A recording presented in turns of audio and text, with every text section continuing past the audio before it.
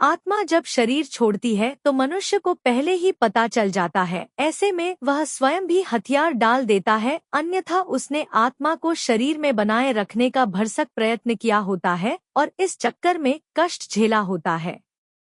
अब उसके सामने उसके सारे जीवन की यात्रा चलचित्र की तरह चल रही होती है। उधर आत्मा शरीर से निकलने की तैयारी कर रही होती है, इसलिए शरीर के 5 प्राण एक धनंजय प्राण को छोड़कर शरीर से बाहर निकलना आरंभ कर देते हैं कि व्यक्ति को पता चल जाता है।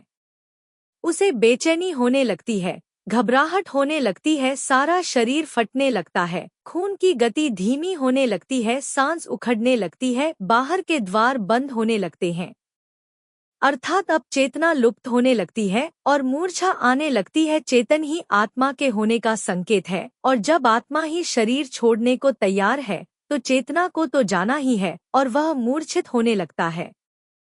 बुद्धि समाप्त हो जाती है और किसी अनजाने लोक में प्रवेश की अनुभूति होने लगती है। यह चौथा आयाम होता है। फिर मूर्छा आ जाती है और आत्मा एक झटके से किसी भी खुली हुई इंद्रिय से बाहर निकल जाती है। इसी समय चेहरा विकृत हो जाता है। यही आत्मा के शरीर छोड़ देने का मुख्य चिन्ह होता है। शरीर छोड़ने से पहले केवल कुछ पलों के लिए आत्मा अपनी शक्ति से शरीर को 100% सजीव करती है, ताकि उसके निकलने का मार्ग अवरुद्ध ना रहे, और फिर उसी समय आत्मा निकल जाती है और शरीर खाली मकान की तरह निर्जीव रह जाता है। इससे पहले घर के आसपास कुत्ते बिल्ली के रोने की आवाज आती है।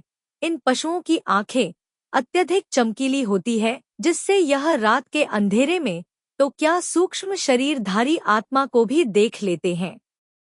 जब किसी व्यक्ति की आत्मा शरीर छोड़ने को तैयार होती है तो उसके अपने सगे संबंधी जो मृत आत्माओं के रूप में होते हैं उसे लेने आते हैं, और व्यक्ति उन्हें यमदूत समझता है और कुत्ते बिल्ली उन्हें साधारण जीवित मनुष्य ही समझते हैं, और अनजान होने की वजह से उन्हें देख कर रोते हैं और कभी कभी भौंकते भी हैं। आत्मा शरीर के जिस अंग से निकलती है उसे खोलती व तोड़ती हुई निकलती है। जो लोग भयंकर पापी होते हैं उनकी आत्मा मूत्र या मल मार्ग से निकलती है। जो पापी भी हैं और पुण्यात्मा भी हैं उनकी आत्मा मुख से निकलती है। जो पापी कम और पुण्यात्मा अधिक है उनकी आत्मा नेत्रों से निकलती है, और जो पूर्ण धर्मनिष्ठ हैं, पुण्यात्मा और योगी पुरुष है उनकी आत्मा ब्रह्मरंध्र से निकलती है। जब तक शरीर से बाहर सूक्ष्म शरीर का निर्माण हुआ रहता है, लेकिन यह सभी का नहीं हुआ रहता। जो लोग अपने जीवन में ही मोहमाया से मुक्त हो चुके योगी पुरुष हैं उन्हीं के लिए तुरंत सूक्ष्म शरीर का निर्माण हो पाता है। अन्यथा जो लोग मोह माया से ग्रस्त हैं परंतु बुद्धिमान हैं, ज्ञान विज्ञान से अथवा पांडित्य से युक्त हैं, ऐसे लोगों के लिए 13 दिनों में सूक्ष्म शरीर का निर्माण हो पाता है। हिंदू धर्म में शास्त्रों में 10 गात्र का श्राद्ध और अंतिम दिन मृतक का श्राद्ध करने का विधान इसलिए है कि 10 दिनों में शरीर के 10 अंगों का निर्माण इस विधान से पूर्ण हो जाए और आत्मा को सूक्ष्म शरीर मिल जाए। ऐसे में जब तक 10 गत्र का श्राद्ध पूर्ण नहीं होता और सूक्ष्म शरीर तैयार नहीं हो जाता, आत्मा प्रेत शरीर में निवास करती है। अगर किसी कारणवश ऐसा नहीं हो पाता है तो आत्मा प्रेत योनि में भटकती रहती है। एक और बात, आत्मा के शरीर छोड़ते समय व्यक्ति को पानी की बहुत प्यास लगती है। शरीर से प्राण निकलते समय कंठ सूखने लगता है, हृदय सूखता जाता है और इसे नाभि जलने लगती है। लेकिन कंठ अवरुद्ध होने से पानी पिया नहीं जाता और ऐसी स्थिति में आत्मा शरीर छोड़ देती है। प्यास अधूरी रह जाती है, इसलिए अंतिम समय में मुख्य में गंगा जल डालने का विधान है।